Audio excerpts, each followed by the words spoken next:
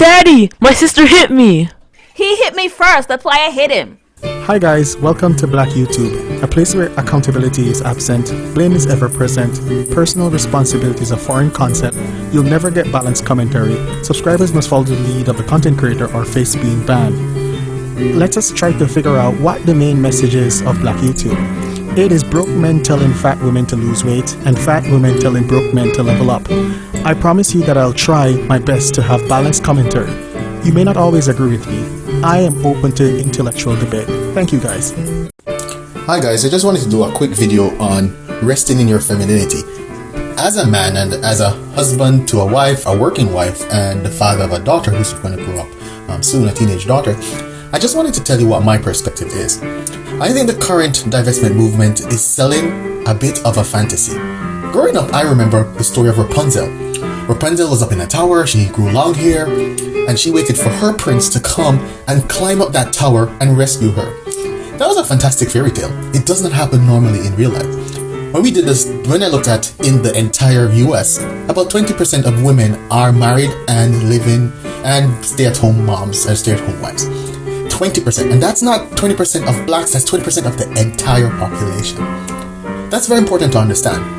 Because of the fact that, women have joined the workforce since the 60s into the 70s, what has happened is that wages have gone down, so men and women are getting there in parity in terms of wages. So therefore, the average man does not have the salary to support anyone resting in their femininity as a stay-at-home mom. Femininity now is defined as not being submissive, but more being a partner in 2020. And that's the main thing that I wanted to say a bit about. Now, I wanted to talk about a friend. Like, I met a friend maybe about 9 years ago. And when she joined, she was a work colleague. And she's from a Pakistani background. And we would work together, and she would tell me about her sister and her doing summer trips in Europe, doing different things. Sometimes they would go back to Pakistan, and then in the winter they would take their parents on a cruise in Miami. And I would say, wow. And as time went on, I said to her, are you getting married? Are you going to? And she said, yeah, listen, when I was growing up, my parents told me to focus on my education and improving myself. And then they said to me, focus on your career. And then they said, let the relationship come, let it happen. Now for her, I think she's about early 30s now, and she is married. She's been married for about 2 years now. Very lovely. We have dinners with them, sporadically, and they're living quite well. I mean, both are professionals and they're working and they're doing well. Her sister, on the other hand, cannot really find someone, and she has that dilemma of she's getting a little older, because I think she's closer to 40, and she cannot find that person. But at the same time, she's well traveled and she's enjoying herself and she's childless. And when I looked at that, I said to myself, and I compared that to what the manosphere is trying to say in telling women that your education means nothing, all that. That's nonsense. Your education means a lot. Your education means your independence and your ability to feed yourself and support yourself. Because this is what I'm trying to tell people. 48% of black women by the age of in their 50s get married.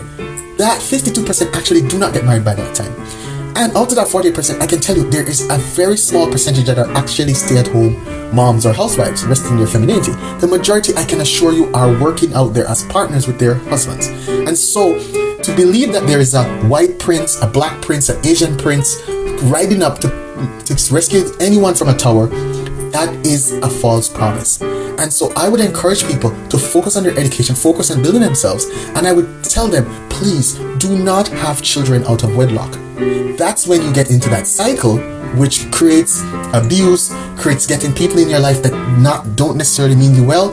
I want to think of how my Pakistani friend enjoys herself going on summers, with her sister, traveling Europe, running with the bulls, doing the different things that gives you culture, gives you knowledge, gives you experiences, rather than being a single mother in a baby mama drama with other baby mamas. That's like, I think in 2020 we should really, if you're not in that drama, don't get into that drama.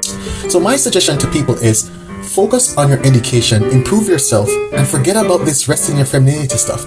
That is a sold promise and a false promise. It does not make sense.